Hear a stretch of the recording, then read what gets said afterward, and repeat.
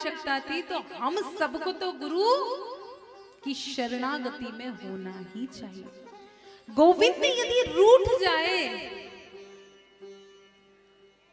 तो गुरु मना भी देते हैं, गोविंद से मिला भी देते हैं, लेकिन गुरु यदि रूठ जाए तो गोविंद भी दूर चले जाते हैं महाराज।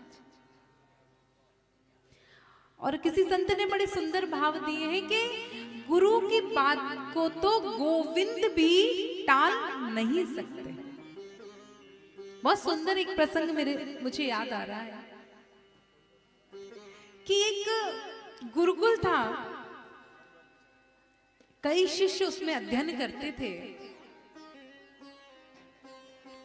उन सारे शिष्यों में एक मंदबुद्धि शिष्य था। मंदबुद्धि समझते हो?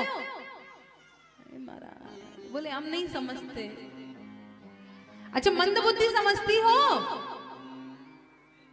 जिसमें बुद्धि कम होती है ना, वो मंदबुद्धि। तो वो मंदबुद्धि शिष्य भी उस गुरुकुल में रहता था। एक समय आया जब गुरुदेव ने आदि 84 की परिक्रमा पूर्ण करके आना है। 84 कोस की जो परिक्रमा है वो पूर्ण करना है। सारे शिष्य अपना अपना सामान लेकर जाने लगे। वो मंदबुद्धि शिष्य जो है वो गुरुदेव के पास आया और आकर कहने लगा, गुरुजी हम जा तो रहे लेकिन हमारे भोजन की व्यवस्था कौन करेगा? गुरुजी ने कहा कितना मंदबुद्धि है। क्रोध आ गया गुरुजी को, तो गुरुजी ने कह दिया जा तेरे भोजन की व्यवस्था राधा रानी करेंगे। वो चला गया। सारे शिष्य अपनी यात्रा पूर्ण करके वापस आ गए, लेकिन वो मंद बुद्धि जो शिष्य था वो वापस नहीं आया महाराज। वो शिष्य वापस नहीं आया। गुरुदेव को चिंता होने लगी, क्या करें? तो गुरुजी स्वयं निकल गए ब्रज 84 की यात्रा पर उस शिष्य को ढूंढने के लिए। भले मंद बुद्धि था लेकिन शिष्य तो गुरु का ही था। सारे शिष्यों को एक समान प्रेम करते थे। ढूंढने लग गए उस मंद बुद्धि शिष्य को। ढूंढते ढूंढते बरसाने पहुंच गए और वहां पर उन्होंने देखा कि एक कुटिया है सुंदर सी, और एक सुंदर सा बालक राधा रानी के नाम की माला कर रहा है महाराज। पहले तो पहचाना नहीं, देखने लगी ये कौन ऐसा लग रहा है, इसको मैंने देखा है। फिर जब सुना तो वो मंद बुद्धि जो शिष्य था महाराज, वो सुंदर सुंदर श्लोकों का उच्चारण कर रहा है। इतना शुद्ध उसका उच्चारण, गुरुदेव चकित हो गए। गुरुदेव चकित हो गए। सर पर हाथ रखा, पुत्र तुम मेरे वही मंदबुद्धि शिष्य हो ना? हाँ हाँ गुरुजी, आपकी बड़ी कृपा हुई। चरण स्पर्श किए। हे गुरुदेव, आपका वचन कभी झूठा नहीं हो सकता। आपने बड़ी कृपा मुझ पर की। पुत्र तुम यहाँ, और तुम इतना सुंदर उच्चारण कर रहे हो, इतने अलौकिक मंत्र बोल रहे हो, इतने भव्य श्लोकों का उच्चारण कर रहे हो, ये कैसे संभव हुआ? गुरुजी ये सब आपके ही कृपा से तो संभव हुआ। मेरी कृपा से? हाँ गुरुजी, आपने कहा था ना कि राधा रानी मेरे भोजन की व्यवस्था करेंगी। मैं यहाँ भूखा राधा रानी के मंदिर के पास डोल रहा था कि मुझे राधा रानी भोजन कराएंगी, मुझे राधा रानी भोजन कराएंगी। बहुत समय हो गया गुरुजी, राधा रानी तो आई नहीं। फिर मैं भूख के कारण मूर्छित हो गया। फिर क्या हुआ? फिर गुरुजी, फिर राधा रानी ने मुझे अपने हाथों से भोजन कराया और मेरे सर पर हाथ रखा गुरुजी, तो मैं ठीक हो गया। और किशोरी जी की कृपा से मुझे संपूर्ण समस्त शास्त्रों का, ग्रंथों का ज्ञान सहजता से ही हो गया। इतना कहा, गुरुदेव के नेत्रों में अश्रुधार बह गए। कहा, हे किशोरी जी, आप इतनी करुणावान हैं, मेरी वाणी का मान रखने के लिए आपको कितना कष्ट हुआ।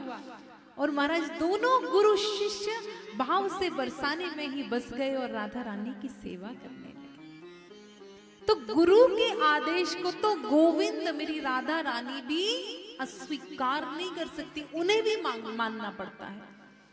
वही ध्रुव विचार कर रहे हैं, कोई गुरु होता, कोई गुरु होता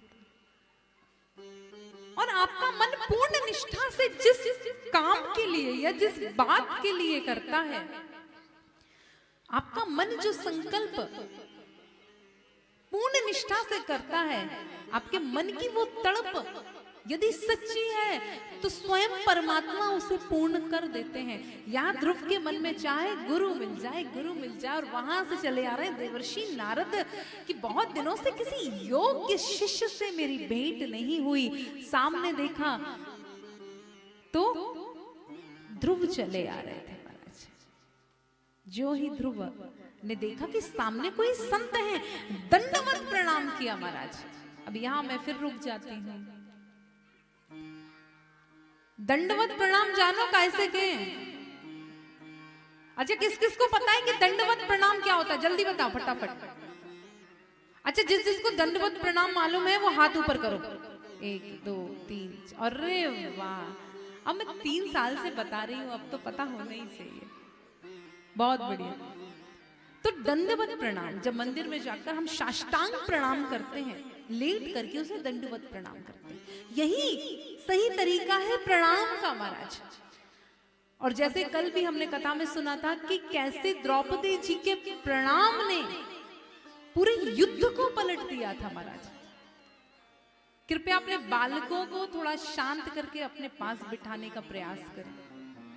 यदि शांति नहीं होगी तो कथा में भाव नहीं आ पाएंगे महाराज।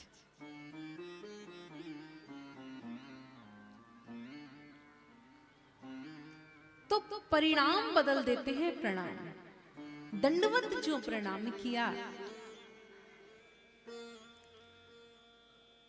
देवर्षि नारद ने उठा करके अंक में भर लिया।